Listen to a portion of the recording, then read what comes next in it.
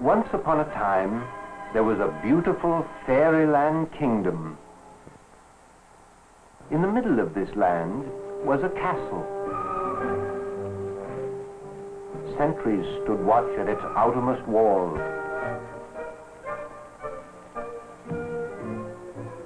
Their good king worked very hard making laws and proclamations. His chancellor helped him.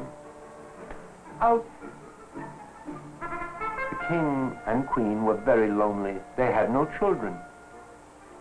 One day the queen was bathing in the royal pool. With her was Lady Hepzibah, who loved to talk and talk and talk. Suddenly, the queen thought she heard a small voice and said, "Shh, Hepzibah." But Lady Hepzibah talked on and on and on. So the queen moved closer to the bank of the pond, and there was a turtle. And the turtle said, "I have an important message for you. I wish to announce that a lovely little princess is to be born to you and the king." The queen could hardly believe her ears. A princess is to be born? How wonderful! Wonderful!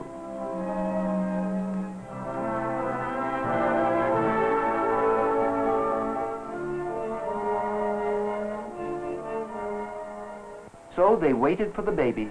Whoosh! And there was the new princess.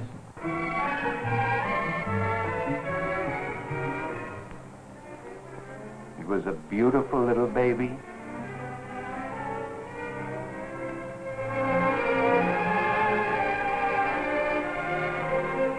Everyone was so excited and delighted, they decided to name her Brier Rose.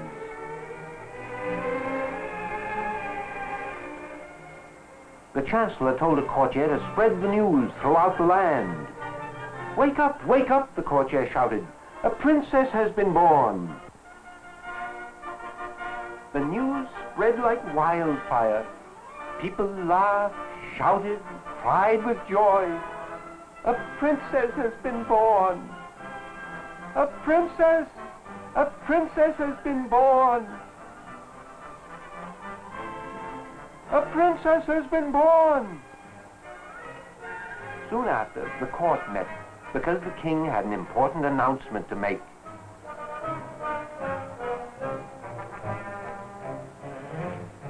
Said the king, "We will have a christening party and invite all the fairies so that they may bestow their wishes upon our fair princess."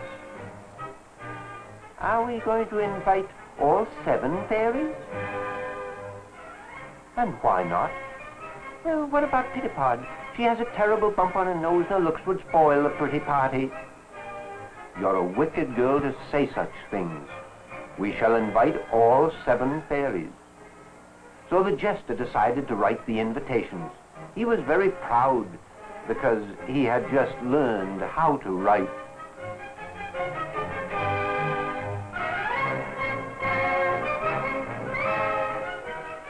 As soon as he had finished writing the invitations, he turned them over to the king, who gave them to Lady Hepzibah, who said she knew where the fairies lived.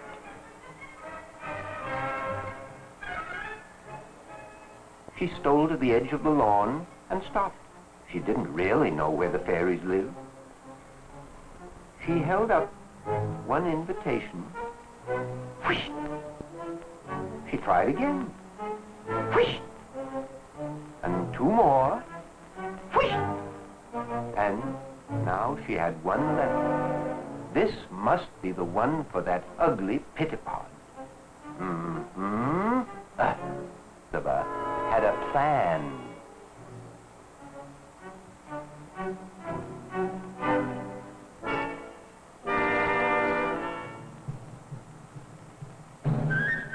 Preparations were started immediately for the big party. Sacks of flour, pheasant, cakes and candies poured into the royal kitchen. Soon the party was underway.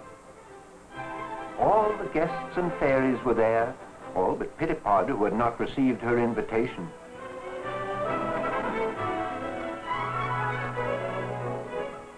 Poor Piod watched the gay party from high up in a nearby tree. Oh, everybody was having such fun, chattering and laughing.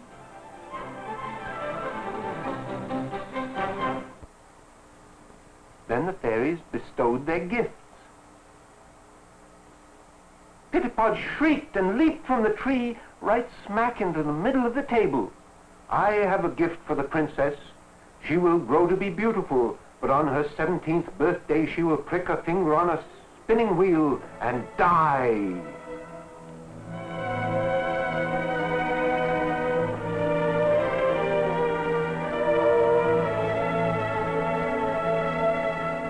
The fairies had a hurried meeting, and then one of them stepped forward to the king.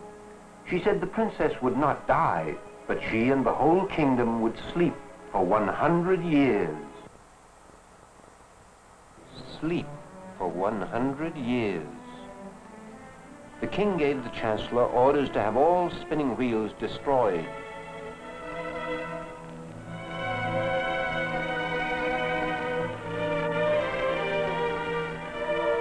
The notice was posted everywhere. "Destroy all spinning wheels at once."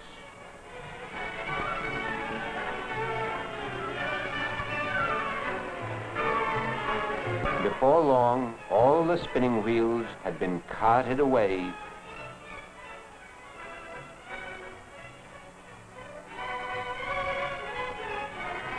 The princess was growing up.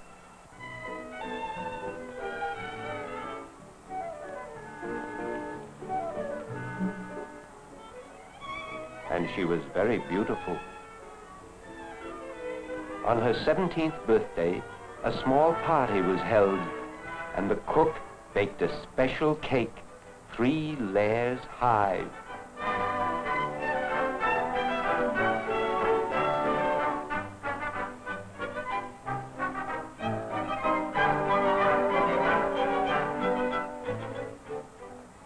That afternoon, Lady Hepzibah was strolling through the woods talking as usual.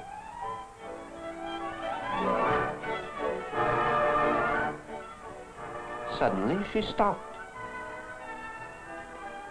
There was a little old lady with a spinning wheel.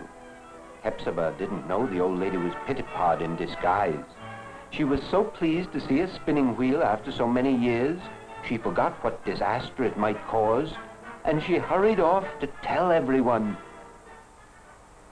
"There's a spinning wheel in the woods," she shouted, and ran on and on. She blurted out the words in front of the princess. Oh, then she remembered.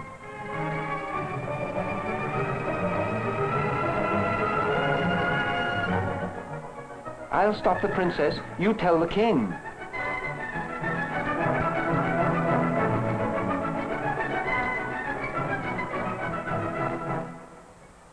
The princess got closer and closer to the woods.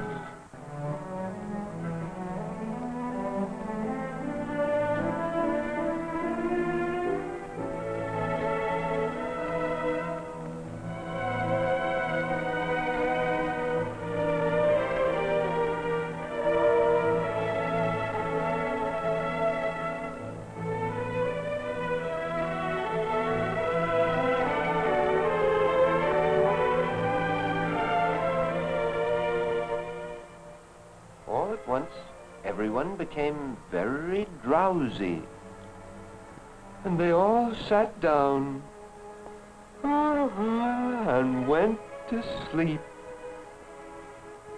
And they slept for 100 long years. During that time, many princes had heard of the strange happenings, but try as they might, they could not get through.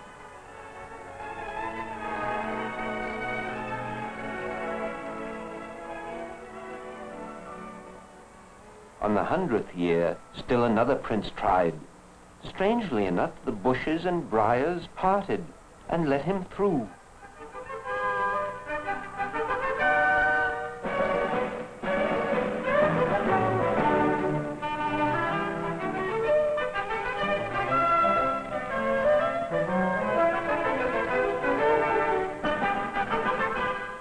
climbed the castle wall.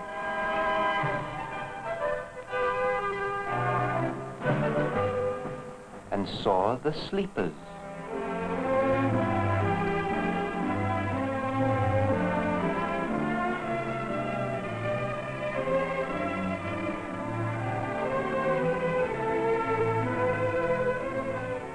The courtiers, the chancellor, and the queen, and the king,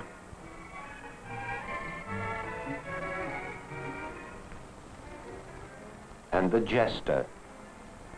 Now, why would the jester point that way? Why would the jester point?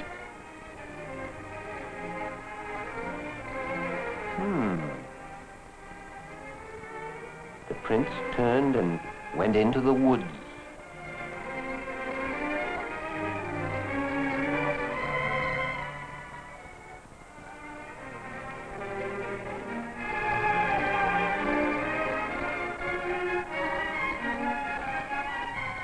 And then he came upon Brier Rose, the sleeping beauty.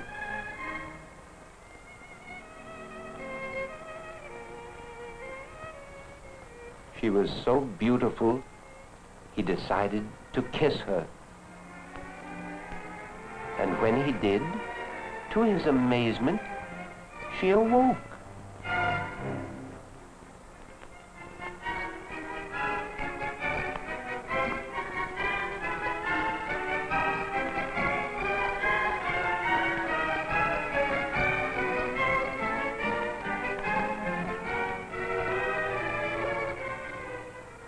Now everyone had awakened, and they all gathered by the throne.